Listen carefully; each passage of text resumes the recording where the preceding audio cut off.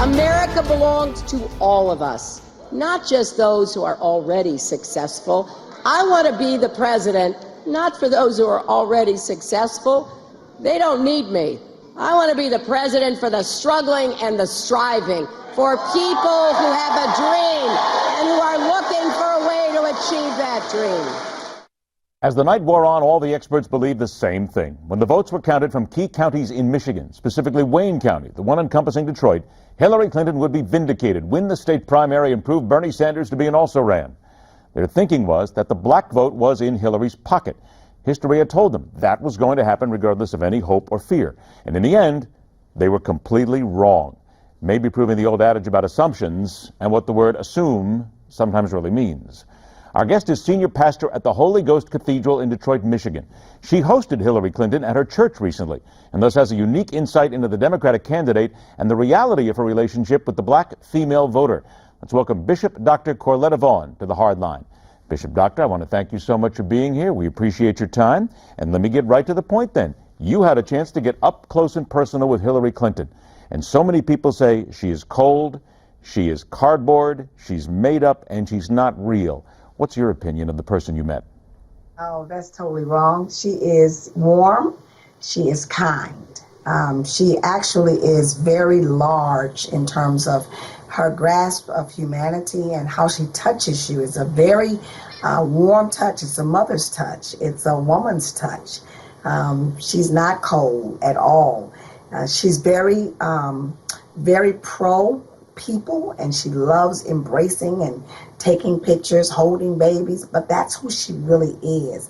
I think sometimes the context prevents her from allowing her humanity to show, but my encounters with her, and I've had several over the last couple of months, she's always warm, she's always loving, and she's always embracing to people even coming close to her. So that's totally wrong. She's a sweetheart. Why then do you think she failed to capture, and specifically Wayne County, which is very African-American in its vote? And there are people who say that, I mean, you're very positive on African-American women and even men have to get behind Hillary Clinton. Why then did she fail? I think messaging is a huge issue here. I think we are challenged with being able to actually message what's really in her heart.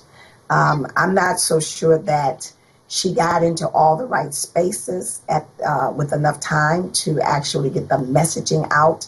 But one of the things that I think is missing is clear messaging that appeals to women and showing that human side. Just being able to address hard issues, lean into the mic and talk about it straight without the roboticness of politics. Just hit it hard, and I think that we missed it. We missed it in the area of messaging. I think that sometimes people overestimate votes done by race, quite frankly, and I think Absolutely. Sometimes we overestimate what the black population wants. So let me ask you frankly, the Republicans believe that they have the platforms that will capture the black vote. They believe that sincerely. What is it, in your opinion? Well, wait a minute now, you're laughing, so I've only got a couple of minutes left here. Why do you laugh at something like that? I don't know how they think they could, but I don't even know how they can believe that. They don't speak to our issues. They don't speak to, listen, we got urban issues. We have real urban issues. What's their urban agenda? What's their agenda for women and for girls, for children? What's their real agenda? I don't know how they could even imagine that. There was a time, listen, there was a time when the Republicans, the GOP, they could really speak to us because we were working Americans, we were middle-class Americans. And what happened? Where'd that change?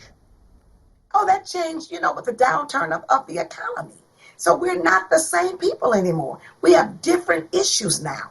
The poverty level is higher. The unemployment level, although the current president is doing some great things. But hey, listen, we've got 1.2 million black men in prison. The village dynamics have changed. So you can't speak the same message you spoke to us 15 years ago. You got to speak to us in the language of our current dynamics. So I don't even know why they think that. Then let's look. I only got about 45 seconds left. Let's look at Bernie Sanders. He made a comment recently about white people don't know what it's like to be poor. How did that strike you?